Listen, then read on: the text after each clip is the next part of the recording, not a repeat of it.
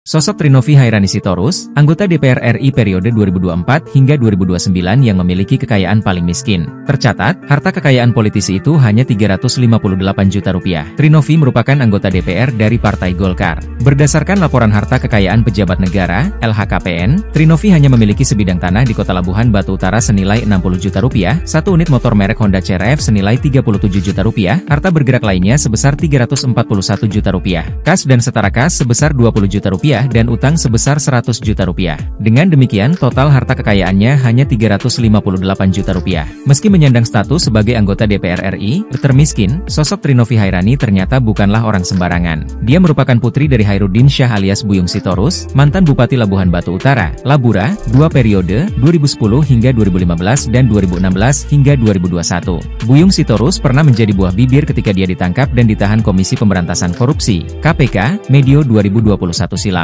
Ia terjerat korupsi pengurusan dana alokasi khusus APBNP 2017 dan APBN 2018 untuk Kabupaten Labuhan Batu Utara terkait program planning sebesar 504,7 miliar rupiah. Dalam kasus ini, Buyung Sitorus divonis 1 tahun 6 bulan penjara dan denda 100 juta rupiah subsidiar 2 bulan penjara di Pengadilan Tindak Pidana Korupsi Medan. Tak hanya itu, Buyung Sitorus juga terjerat korupsi insentif pungutan pajak bumi dan bangunan, PBB, sektor perkebunan senilai 2,18 miliar rupiah untuk periode tahun 2013 hingga 2015. Ia divonis 1 tahun 4 bulan penjara dan denda 50 juta rupiah subsidiar 3 bulan kurungan. Terah Buyung makin berkibar setelah dua putrinya yakni Erni Arianti dan Trinovi Hairani yang maju dari Partai Golkar, memenangkan pertarungan politik untuk kursi legislatif pada pemilu 2024 ini.